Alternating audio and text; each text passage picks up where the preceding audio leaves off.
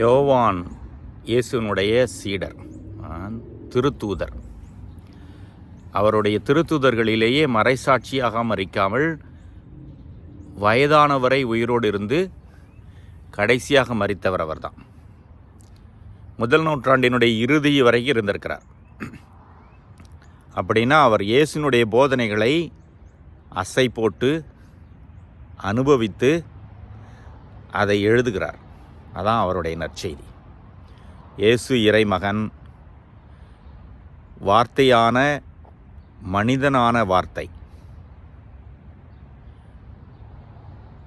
இயேசு உயிருள்ள உணவு, வானினின்று இறங்கி வந்த உயிருள்ள உணவு. இயேசு உலகின் ஒளி. இயேசு இறைமகன். அவருடைய புதுமைகளையெல்லாம் 1, 2, 3 என்று பட்டியலிட்டு தருகிறார். இன்றைய நற்செய்தி வாசகம் இறுதியிலே ஒன்றை சொல்கிறார். இதையெல்லாம் நான் எழுதினேன் என்றால் நீங்கள் நம்ப வேண்டும் என்பதற்காக. இயேசு செய்ததையெல்லாம் எழுதினால் உலகமே கொள்ளாது என்று முடிக்கிறார். இந்த பாஸ்கா காலம் முழுவதுமே யோவானுடைய நற்செய்தியிலிருந்து தான் அதிகம் நற்செய்தியை நாம் வாசிக்க கேட்டோம்.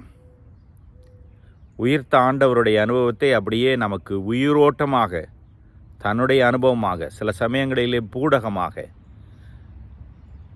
ஆன்மீக அனுபவமாக தந்திருக்கிறார்.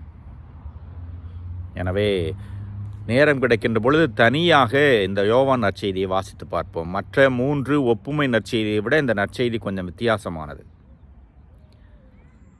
இயேசுவை புரிந்து கொண்டு அவர் மீது பற்று கொண்டு அந்த பற்றை வாழ்வாக மாற்றி அந்த வாழ்வை பிறருக்கு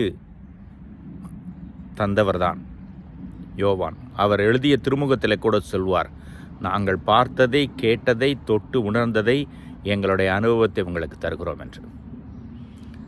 அந்த அனுபவத்தை நாமும் பெற்றுக்கொள்வோம். அந்த நற்செய்திக்காக நன்றி சொல்வோம். இன்றைக்கு இந்த பாஸ்கா காலத்தினுடைய இறுதி நாள். நாளை தூய ஆவியானவருடைய பெருவிழா. பிறகு ஆண்டினுடைய பொதுக்காலம் ஆரம்பிக்கப் போகிறது. இந்த பாஸ்கா காலம் முழுவதும் யோவான் நற்செய்தி வழியாக நாம் பெற்றுக்கொண்ட இயேசு அனுபவத்தை வாழ்வாக மாற்றுவோம். இறைவன் என்றென்றும் வாழ்த்த பெறுவாராக.